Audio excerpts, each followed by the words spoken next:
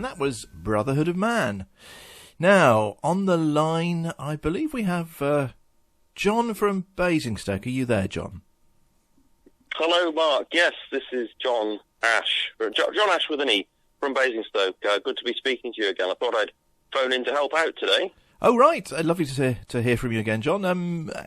How are you going to help me out today? Oh, well, you wanted to speak to a baker, didn't you? Oh, right. Now. Okay. I think you said you're a chartered surveyor. Are you also... No, a quantity surveyor. Sorry, forgive me. Are you also a baker as well? No, I did very briefly think about going into the baking trade as a child.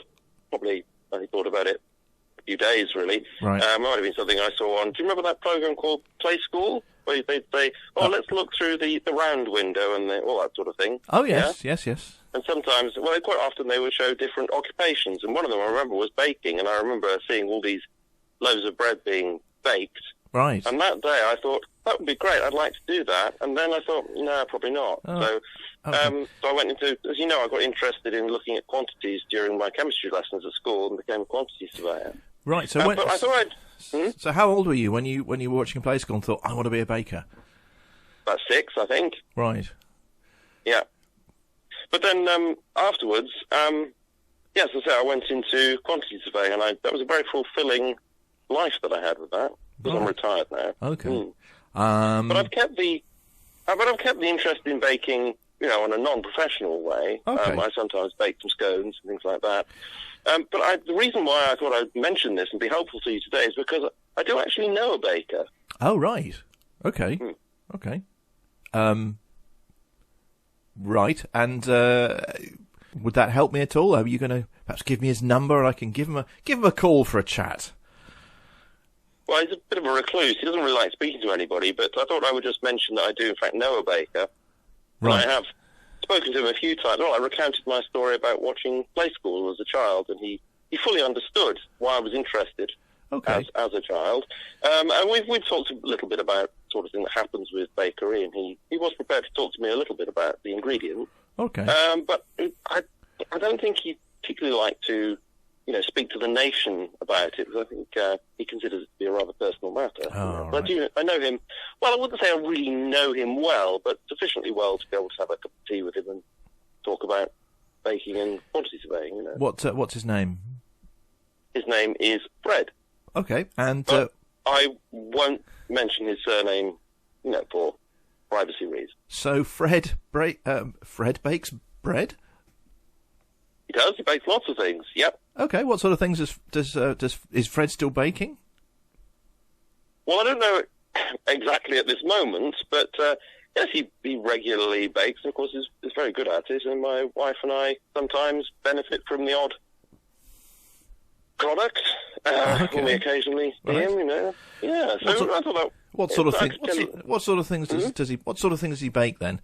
Make our collective mouths water. Oh, yes. Custard creams. Right. Does lots of biscuits. Right. Does hot cross buns. Right. I'm actually very good at scones. So I make scones myself, so I take an interest in that. And I have to say, the shortness of his scones is absolutely amazing. Right. Very, very, very good. And Danish pastries too. Right. What ingredients do you put in your scones then, John? Now that will be telling, wouldn't it? Yeah. I don't know. It's a bit of a trade secret. Not that of course, I'm a trade. Who knows the phrase, isn't it? My trade is quantity surveying. And I can tell you the quantities that I use, but I'm not really prepared to divulge the ingredients because, it's something personal to me, and I do what I think is a very nice. Right. So you've had no complaints. You've had no complaints about the quality of your scones. No. Not the quality. Sometimes the quantity of my scones, right? Because I'm very precise about my quantities, and that doesn't necessarily fit the desiderata, of people who are sampling my goodies. But no, the quality is always well received. Okay, and you're a scone man, not nothing like Fred's. No, but then of course he's professional. Right, no, he sounds like a great catch. I mean, that'd be lovely to talk to him, but a shame that he sounds a bit of a secretive sort of baker. I'm afraid so. Yeah. So he generally didn't. I understand he didn't speak to customers very much, but he had somebody, you know, who would be on the front line, as it were, with the till, and he would just sort of do his professional things in the background. Didn't make a lot of money, but did he have any celebrity clients?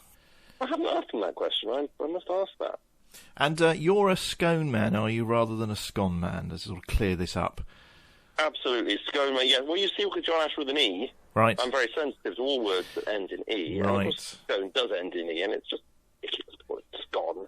But it's not like it's double N, is it? You know. No. So, you know, it's bone, home, that sort of thing. So yeah, scone. All right, but wouldn't that make John Ashe John Ashe? Well, I suppose you could say that, but I don't say that.